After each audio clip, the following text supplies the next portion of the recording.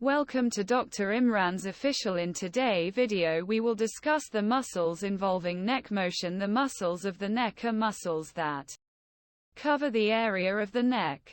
These muscles are mainly responsible for the movement of the head in all directions. They consist of three main groups of muscles: anterior, lateral and posterior groups, based on their position in the neck. The musculature of the neck is further divided into more specific groups based on a number of determinants, including depth, precise location and function. The position of a muscle or group of muscles in the neck generally relates to the function of the muscles.